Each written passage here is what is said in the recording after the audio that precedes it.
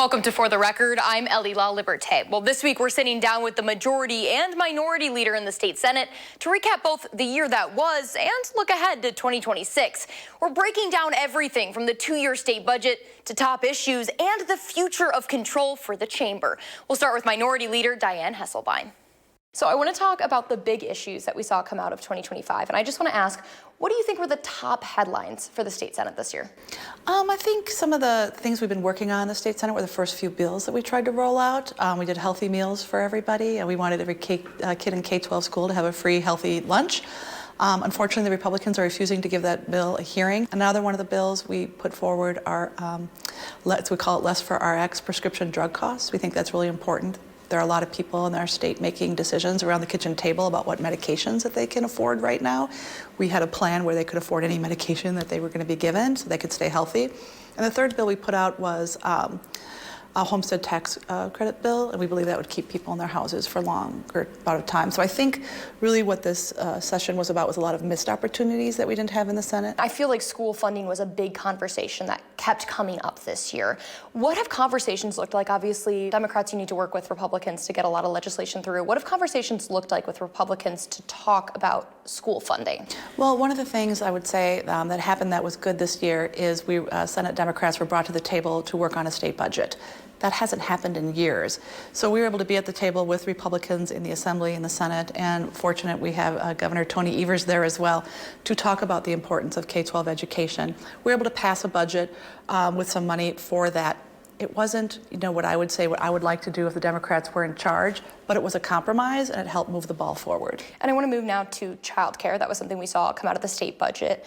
Talk to me a little bit about, is that enough, or is there a push for more child care credits, something like that? We need to do more for child care in the state of Wisconsin. Child care counts was really the answer to the problem. Unfortunately, the Republicans refused to go there all the way and put the money in there that we needed them to do, but we need to keep talking about educating kids from birth all the way through 12th grade and beyond. And have those conversations started with Republicans too? They continue to happen. Unfortunately, the Republicans are refusing to move on it. Do you feel like you're making progress with Republican colleagues? I think I have an open door policy. All the Democrats do, so anybody can come to us with any idea, and we try to see if we can, make that bill into something better where we can all support. So our doors are always open. And I want to kind of talk about the power of the state Senate right now and talk about a little bit about this shift, because obviously I think it's 2 seats, if I'm correct, that you need to flip to gain control of the Senate. What does the strategy look like right now? So we were really fortunate last cycle. We had a Democratic Senate candidate running in every single race in every district in the state of Wisconsin. We have not had that in 20 years. I think what people around the state of Wisconsin know is that these fair maps are truly fair and that good candidates and fair maps matter. So we are looking to flip those districts and take over after the next election cycle. And are you optimistic about that? I am optimistic. I think in all these districts, I know Joe Biden won, Kamala Harris won, Tammy Baldwin won, and Governor Tony Evers won all the districts that we are focusing on. And I want to talk to, if the Senate is in Democrat control, what would that look like? Well, I think it's going to be exciting. We're really looking forward to actually putting bills and making them into law for what people around the state of Wisconsin want, which includes K-12 funding, healthy meals for kids in schools, prescription drug cost prices. We've been listening to people all around the state talk about the problem with rising costs. People are having a hard time making ends meet. Those are the things that we're focusing on, and those are the bills we're putting out now and in the future. Do you think that the state legislature addressed affordability enough this year? I don't believe we have. I mean, the bill I keep mentioning is the healthy meals, and that would help kids in the classroom with, and help them with better grades, retention, all that good stuff. But also would save about $1,200 a year for a family on grocery costs if they were getting free and healthy meals at school. That's a real difference. What else is kind of top priority day one going into 2026? Well, I would say something we should all be taking a really close look at and hoping that we can come to some sort of agreement on the stewardship bill. Now, that's going to be something that would be sunsetting this spring. We're really worried about that. Senator Jody Habush-Sinekin's been working really hard with Republican lawmakers, hoping that we can keep that program going. If you were to give the state Senate a report card, what grade would you give it?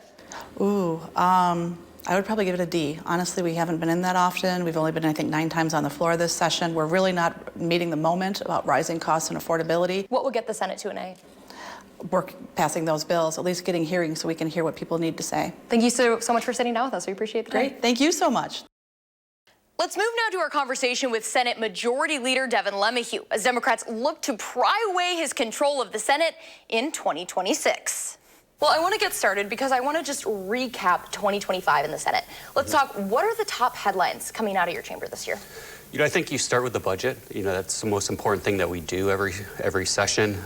We had a budget that cut taxes by $1.5 billion. We had to work with negotiating that with the governor because he had some priorities, and we wanted to make sure that he would actually sign a tax cut. That budget was passed kind of under pressure for that federal deadline. Do you still feel like it was successful and got everything you wanted done?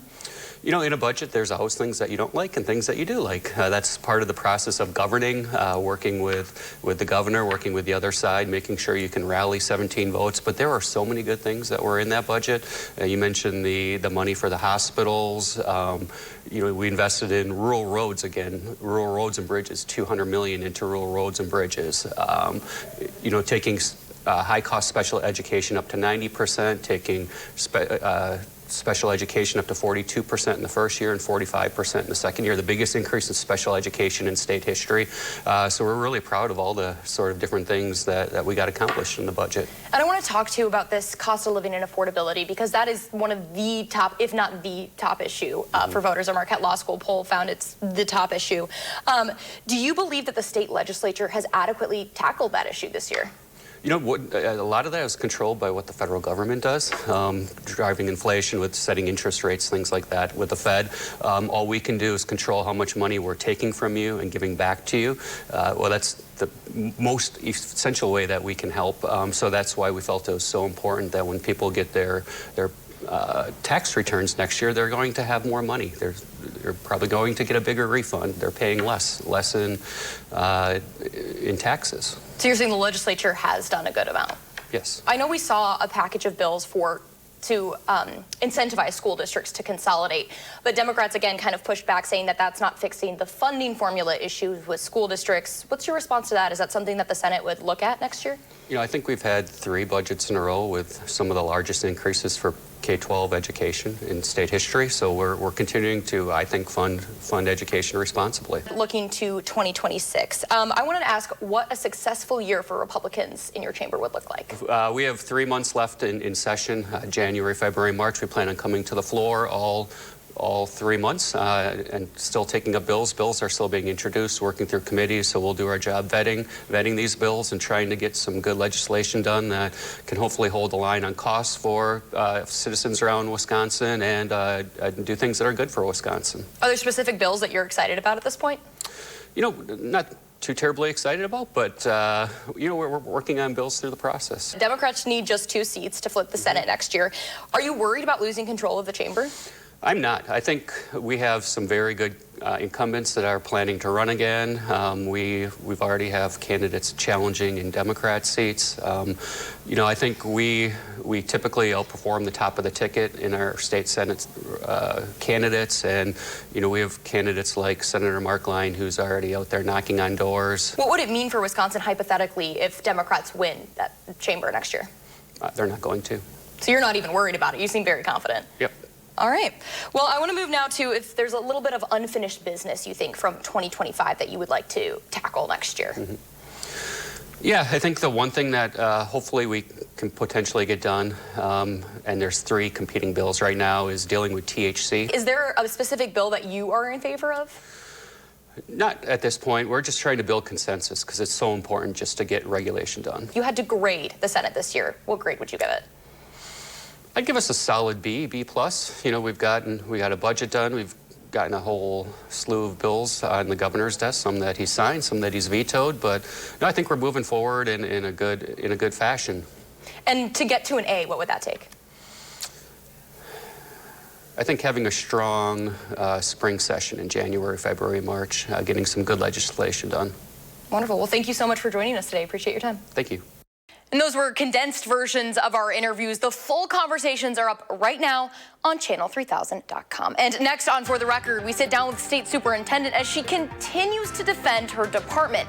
That conversation when we come back.